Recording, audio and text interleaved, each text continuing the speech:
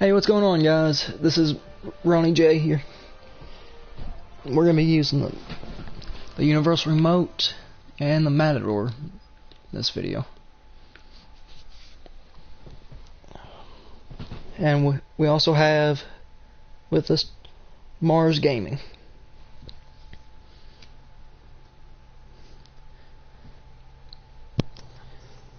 So a lot of Call of Duty YouTubers are going over to Battlefield, it looks like.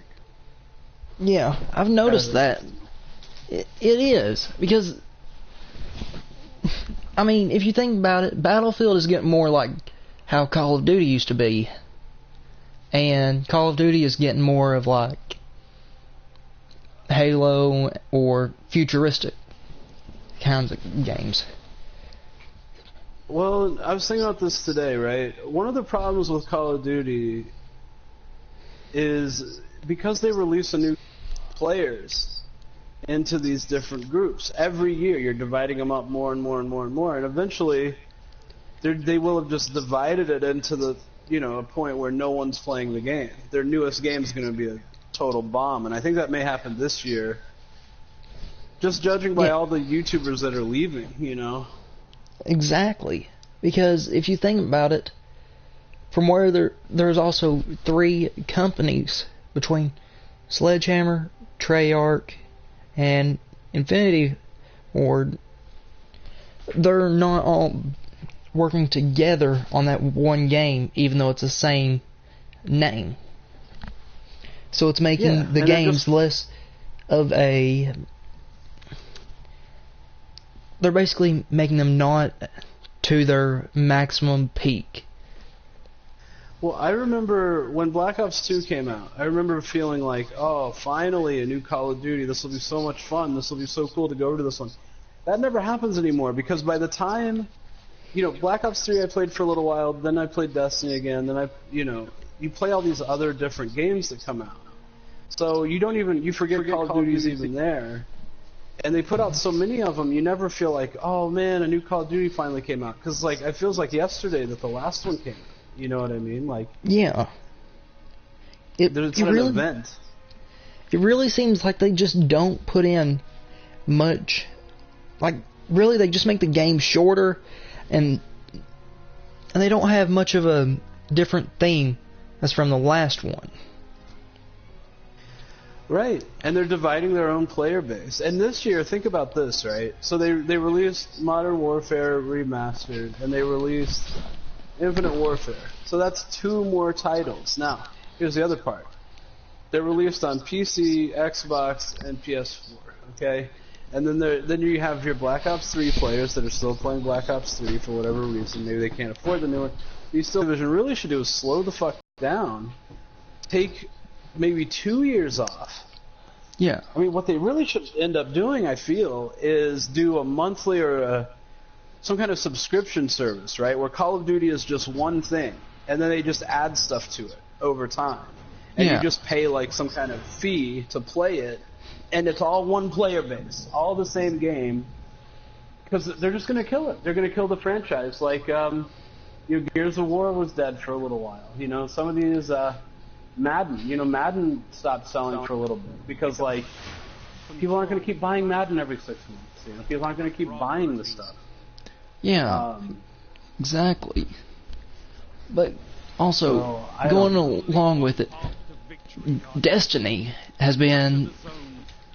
Basically, they are trying to keep it from one game, just with several add-ons. That's what I think that Call of Duty should do.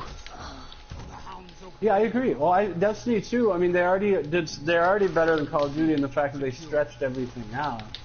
And everything they added to the game was a really good, big, massive addition. They didn't just reskin everything and re-release it and charge $60 for it.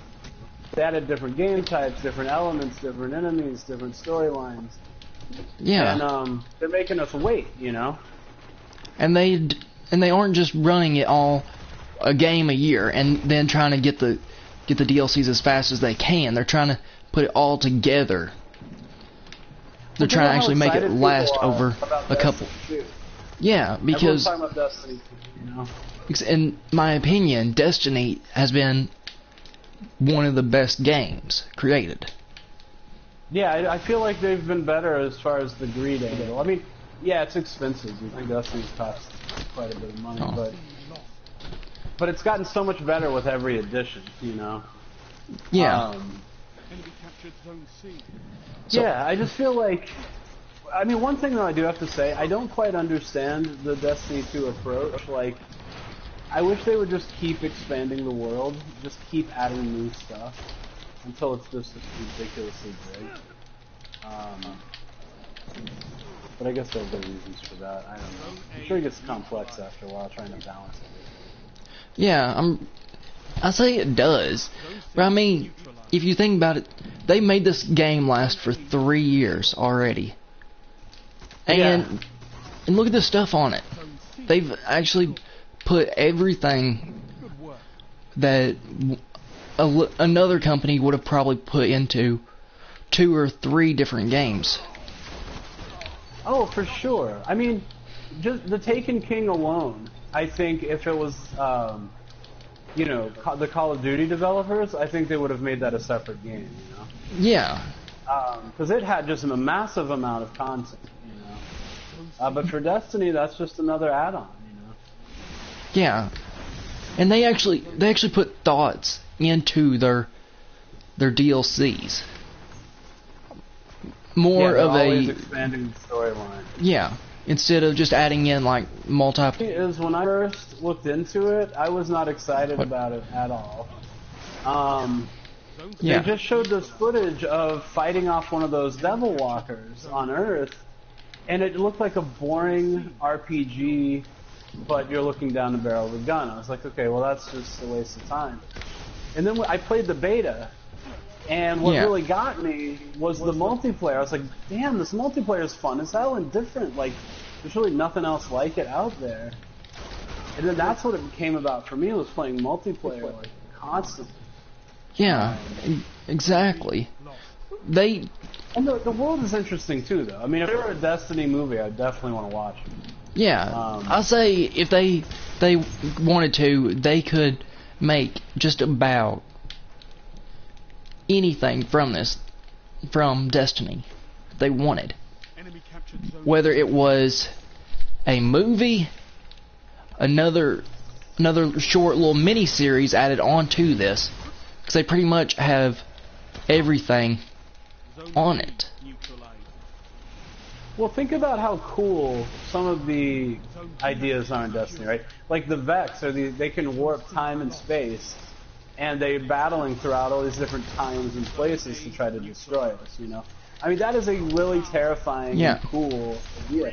Or the Hive, that just feed on death, you know? That's an amazing concept, you know? Yeah. In a way, like, I have to be honest, some of the writing of, like, the Ghost and that kind of stuff is a bit too cheesy for how heavy the concepts are, you know? Yeah. It's like, dude, I'm fighting off this army of, like, just death-eating hive, and my little ghost thing is cracking jokes. Like, well, that doesn't really fit, you know? In a way, if you think about it, they actually try to put a little bit of humor into Destiny, as well as try to make it as fun and entertaining to people as they can. Well, and I think all science fiction does that. I mean, if you think about it, right, like, Star Wars is full of little jokes. Some of them are pretty cheesy, but we just like them because, like, it's Star Wars. Indiana Jones, full of little jokes. There's something about fantasy and science fiction that lends itself. But sometimes you're like, dude, we're on the dead Earth. We're zombie warriors. The Earth is destroyed. There's, like, nothing left. And our ghost is making little jokes. You know, like, we're not even human beings ourselves. I mean, it could turn out the Traveler's a bad guy. You know, we really don't know. Yeah, you really don't know who he is. And I have to be honest, like, when the game first came out and there wasn't that much story, I was annoyed back then. But now, I kind of prefer the Grimoire cards because it kind of is like this mystery, and you can unlock it at your pace. Like, the more you want to learn about the lore, you can read about it, you know? Yeah, Like, that's kind of cool to me. Yeah. They actually put in they try to make each concept have a point and a reason to it. Yeah, there's all these backstories. If you look up this YouTuber, Myelin Games, Myelin Games, he reads all the Grimoire cards and puts together theories and stuff. And it is amazing how much stuff is just in the background about Mars and about, Clovis Bray and the Icarus Project and all this stuff. Like, any of those would make a great movie. And Bungie's put in hundreds of these things, Yeah, it's really untelling what you can find on this game if you just looked. Well, I remember back in the first ones, you would get an occasional... Like, I remember, what was it? The House of Wolves. And there's this one Grimoire card. So the whole time you've got this guy, the guy that's up in the reef, and he's like... You think he's sort of a good guy. And the game still treats him like he's a good guy. But there's a Grimoire card that strongly treats him as if he's a bad guy and he's lying to the Awoken in the reef, and that he's going to be a traitor. And when I first read that Grimoire card, I was like, holy shit, that is so cool. But most people don't even know that because they're not reading the Grimoire cards, Yeah. Which, in a way, I can get that they don't want to actually show... Check out my KD. Wow, nice. Owning those fools. Decent auto rifle. I mean, I would like to see more cutscenes and stuff, I guess, but I really do like the Grimoire cards. I really do like the, you don't really know until you look into it, kind of thing. Yeah. They make it to where you actually have to go in depth to find out backstories and little hidden items to the game. And that's what I think what makes Bungie so special is because that they always try to find ways around popping stuff out in plain sight. Right. The other part is I feel like it's more interesting to have to use your imagination to figure it out. You know what I mean? Like, that's just more interesting to me. Yeah. And I mean, they've made so much hidden items in this game that I say some people still haven't even found in the past 3 years from year one. Yeah, well, let me tell you, I got a story about that, actually. Yeah, Destiny is full of these little areas and these little places where it's like, you feel like there's some secret hidden there. There's some symbolism. Like in the Axis battle room, right? If you look at the computer screens, you can actually read the screens, and there's like MD5 checksums and stuff like that. So someone smarter than me could maybe decode all that and figure out what the hell that's about. But not only that, but the other day I had to patrol the Cosmodrome to do a bounty, right? So I'm going around, and I must have been in the Cosmodrome a million times, like everyone who's played Destiny. There's this area in the Moth Yard where you fight a captain and 2 vandals, I think it is, and then you go into this little room. Well, in that this little interior area. Well, in that first room in the interior area, there's this weird sign on the wall. It's a white sign. I don't remember ever seeing it before. Now, I don't know if it was there before or not. Maybe it was. I just never noticed. But it's a little white sign. It has 3 figures on it, and each one has an arrow going off of it in a different direction. Yeah. And when you stand close to it, there's this buzzing sound. And I have no idea what that is. Like, I bet there's a bunch of things on the Dreadnought and stuff like that people still haven't figured out. A bunch of little Easter eggs, Which, in a way, I think that they could, if there is something that they haven't found yet or discovered, then they could give a little hint on where it's at or how to get it. Yeah, I hope someday, like, I hope someday all of those come out. I really feel like there's a bunch that still haven't come out from the Taken King. Like, I'll be walking around the Dreadnought, and you'll just see weird things, or just see little symbols or things, and you're just like, man, that's got to mean something. Items that have a story to them, and it could represent that area's items. Right. Right, and that's another part, right? Is like some of these little signs and things, we just don't know what they are yet, you know? I think someone is running the Vex Myth Blast in here. Yes. On the other side. Yeah, they are. Looked like it. Yep. Yeah, I can see their bullets, man. That thing is still overpowered, even though it is a year one. Oh, I gotta finish my mission for the friggin' No Time to Explain. Let me ask you this. What weapon do you want them to bring back from year one? If it could just be one exotic or legendary. For me, it's hard. I have a weird connection to the Suros because that was the first exotic that ever dropped for me. It dropped for me early, and the Suros was great back then. It was just a workhorse auto rifle that worked in just about any situation against about any weapon, you know? So I like that. I mean, I actually liked the days when Thorn was just a beast. So here's the thing. You could use any gun you wanted, but if you were in tryhard mode, you'd throw your Thorn on. Yeah. Now it's like, if I'm in tryhard mode, there's like 8 guns, right? It could be it could be the Palindrome, it could be the... I forgot. I thought I was using my fusion rifle, and I was using my both.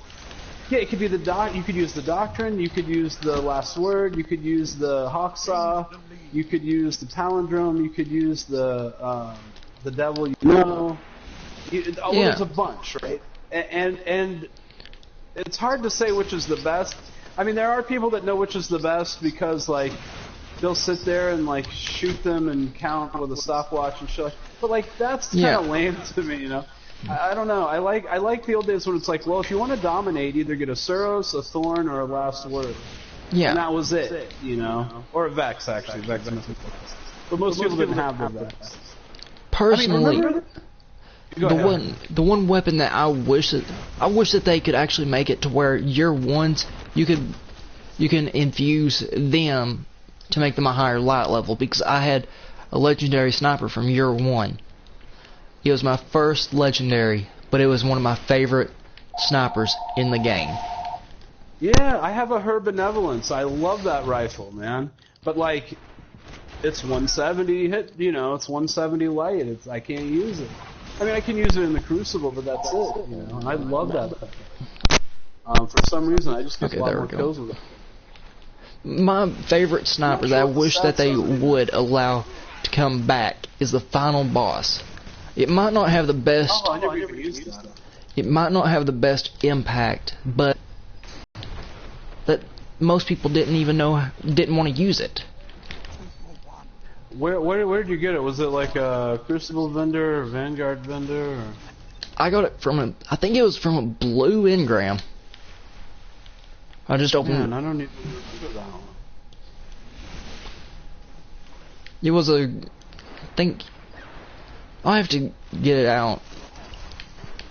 I want to get a group together and run the old raids. Yeah. If anyone wants to do that, just send me a message, and we'll try to get a group together. Yeah, the other day these people were like, "Oh, we're gonna run through King's Fall today." So I was like, "Okay, I'll do that." And then they got back to me like, "Yeah, we can't find anyone to join." This was like before you were on. It was early in the day. But yeah, it was frustrating. Like, no one wanted to do it. For me, it's weird because it's like, I understand people still are getting gear from the new one, but the last raids had really cool gear, and like, dude, it'd be so awesome to get a Mythic Blast after all this time, just to have it, you know? Yeah, because I mean, if you think about it, they kind of made it to where weapons from year one actually had a meaning. They actually had, if you got one, then you felt like you actually deserved it. Well, you felt like you won the friggin' lottery, you know, like, Yeah. I remember a time when I only had like 3 exotics, like, and they were just like, well, the other thing is the exotics meant something. Like, no gun performed quite like the bad juju, Yeah. No gun performed quite like the thorn, so like each exotic had this extra amazing sort of ability on top of just normal stuff, they functioned in a different way. And now, part of that I don't think is avoidable, just because eventually you just run out of things to do. If anyone can tell me if the server went out on me, and I'll restart the broadcast. Oh, who's or try to fix it. It is Dallas Johnson. Oh, okay. 101.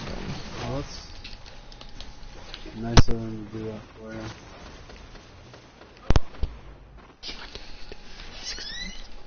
Alright, well...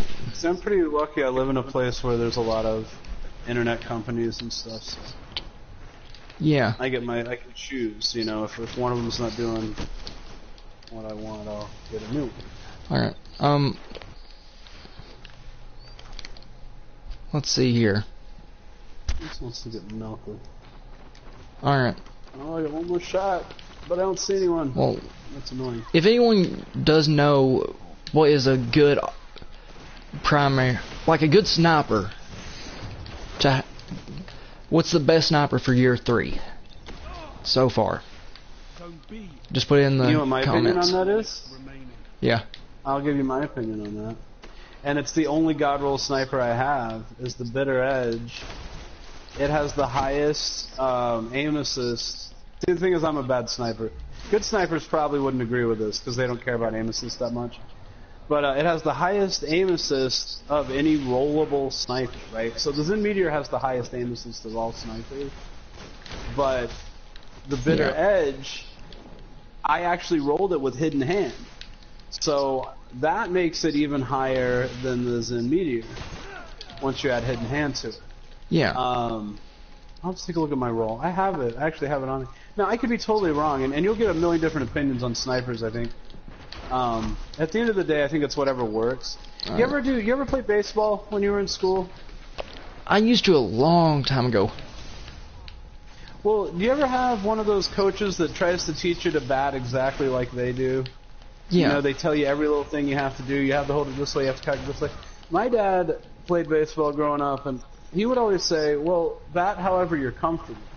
Because you're going to bat better and more naturally the way you are comfortable doing it. I mean, sure, there's some basic principles you need to learn, but you shouldn't try to copy someone else's complete form. And I think that's true of snipers. Like, some people love low aim assist snipers, but I'm not one of them. For me, I prefer using the No Land Beyond and a Matador.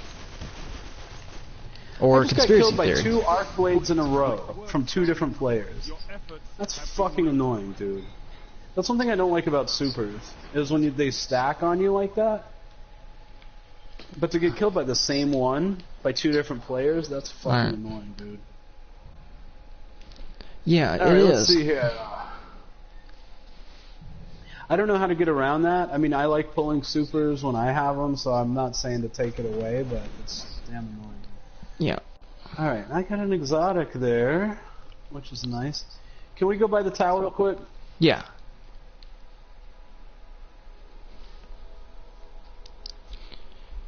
If anyone is still watching, please tell me if it's still working or if it's messing up or cutting in and out. Well, are you able to watch it on your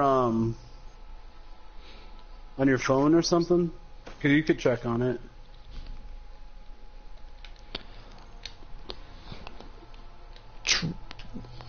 True. I could. Hey, is the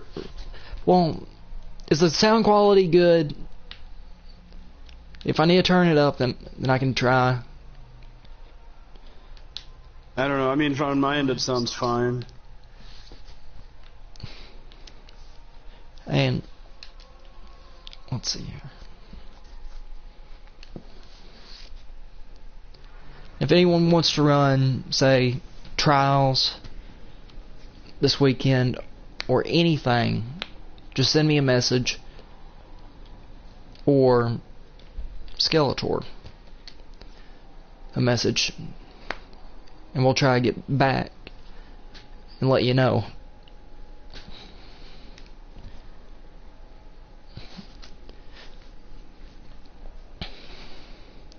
Do you have any suggestions, Skeletor? Or for what? Well, what are we talking about? Say like, oh, for stuff to do? Well, hard mode raid, trials.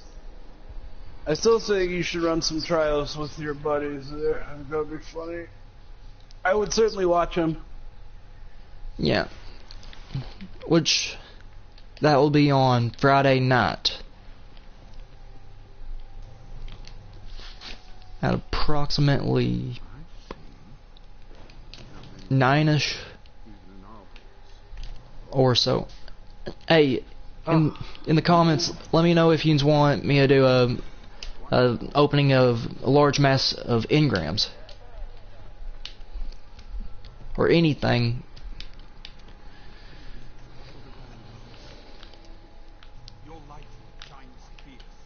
Well, that exotic was the same light level that I'm already at. Alright, there we go. Alright, you ready? Not quite. I've got a Crucible reputation package as well. Alright. Might get a good Devil You Know, or... Man, a Matador. I don't know if he gives Matadors anymore. No, I don't think so. I think you can only get them from Crucible, the actual matches. Okay, yeah, I think you're right about that. Event Horizon. Weapon gains a boost to range and handling when health is low. Precision kills cause the target to explode. See you later. I don't want to. Alright, yeah, I'm ready. I didn't do anything good. Didn't even level up. I'm trying to be 400 by the end of Iron Banner. And starting Friday, I'm going to be playing COD, so... yeah. I won't be on Destiny until IB. Maybe we'll play some trials. I'll definitely watch your stream Friday night, that's for sure. Alright. I have to watch it on my phone. My computer's really old. Well, one of my computers is really old. The other one my son uses.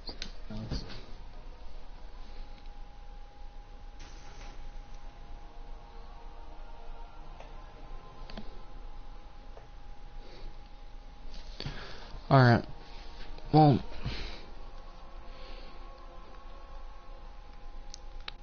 let's see here. New to this, so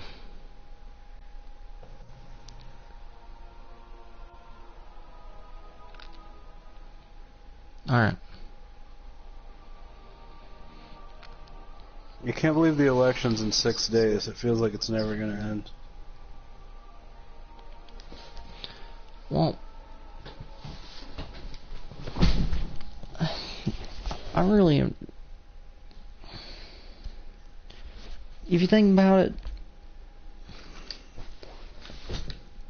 many people who actually play this game, though, Skeletor, is that we always have to find out what is the best that other people want to use, not what you are good with or what you prefer. You always try to find the most overpowered weapon. Yeah, I feel like you have to accept that. I mean, from where they try to balance it out, balance the game out, but it could just make it bad. It can make it worse, or it can make it good. Well, I do have to be honest. You know, back when the Doctrine was better than every other gun, I mean, at a certain range, pretty much, before they took 10% damage off of it, before I had it, I was real annoyed with it. And then it dropped for me, and then I was okay. But, so that's pretty annoying. But at the same time, I don't like the fact that, like, you never know what the God tier gun is. You never know what the best gun is. Because new ones are constantly coming out. And they're constantly changing things. So, like, one week the burst fire is the best. One week the scouts are the best. One week the pistols are the best, you know? Alright. Well, I like it better where it's like, okay, if you want to play trials, here's the list of like 10 best weapons, you know? I would much prefer that. yeah. It's just, well, see, I like it how they make it to where you have to figure it out on your own. But Yeah. I don't think it's right that some weapons that really don't need a balance, because that they're so rare and so difficult to get, which makes it worth the challenge. Right, like if they had left the Vex Mythoclast alone, they would have ended up with hundreds of thousands of people, or at least thousands of people, you know, going through the raid to try to get it, you know. Yeah. But, see, they don't want many people to actually use.